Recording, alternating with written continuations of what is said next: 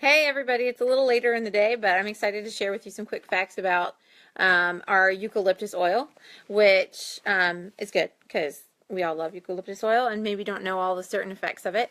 But first of all, it's from steam distillation of the leaves, and it is in several of our blends. Like On Guard has eucalyptus in it, Breathe has eucalyptus in it. It's got so many good properties that it's a great thing to add to a lot of different things. Drew's here with me, he might want to add something.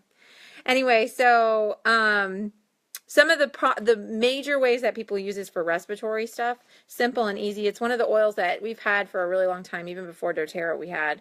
Of course, eucalyptus smells cleaner and fresher and not nearly as chemically as the other brands that we've had, and it works better. So that's super exciting. One of the simple ways that we've used it is on the bottoms of the feet. When anybody has a cough, even when I remember when infants have had a cough, it's one of the first things that we would try, just putting a little bit on the baby's feet. And there are reflex points that you can look for. Of course, with babies, diluting is always a good idea, but for the most part, just rubbing it all over the bottom of the feet is a good idea.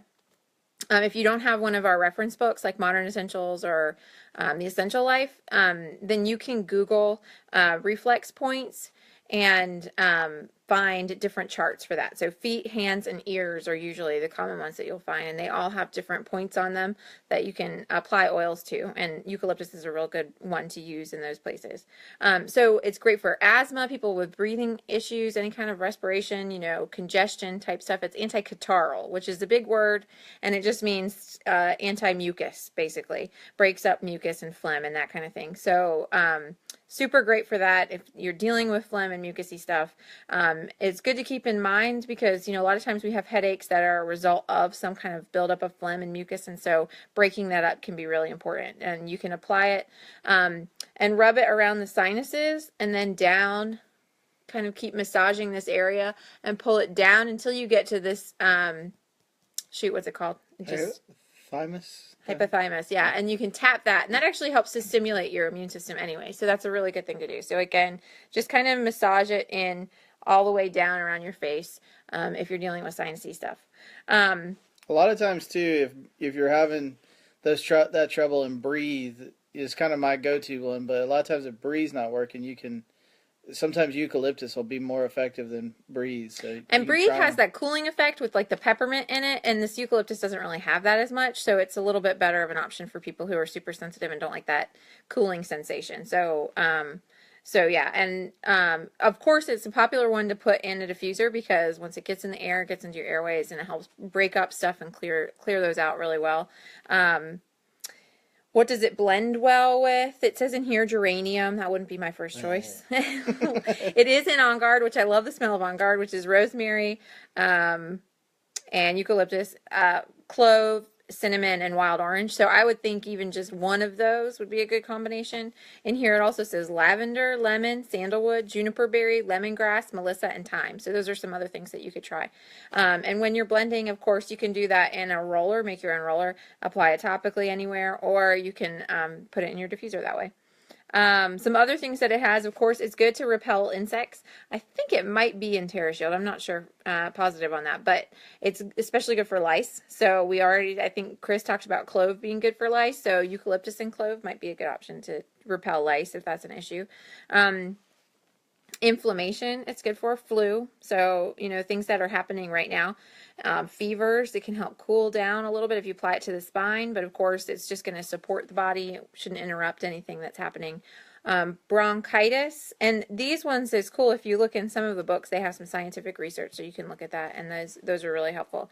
It can be applied neat, which means directly to the skin without dilution, or you can dilute it 1-to-1, so 1 drop of essential oil to a drop of carrier oil for children and for other people with sensitive skin. Super easy.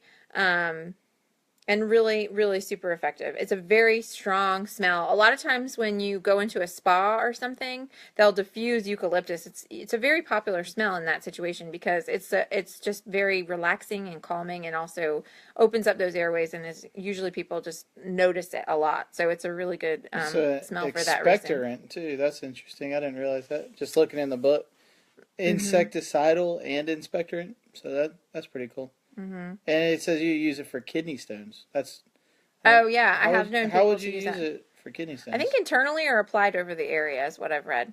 Let's see here. It might say Right there. Top of kidney stones. It says topically, so I would apply it topically over the area or over reflex points. So yeah, I think it's not intended for internal consumption as according to the bottle, but I've been known to take it. A lot of people will be afraid of eucalyptus. Usually that's Eucalyptus globulus, and what we carry is Eucalyptus radiata. So the fear isn't nearly as high. And if you're looking for good information on that, as opposed to just internet fear, there's a great website. I'll try to post it in the comments. I can't remember. It's Agora or something Institute. There's an article about, the fears of using eucalyptus, and which it's not really actually dangerous if you're using it responsibly. So anyway, that's it. Really excited about all of these. There's some great response, and to our entire series, make sure you're watching all of them. We've had some really great information come from the other people who have shared about oils. So I hope you're enjoying them. Keep jumping on. All right, love you. Bye.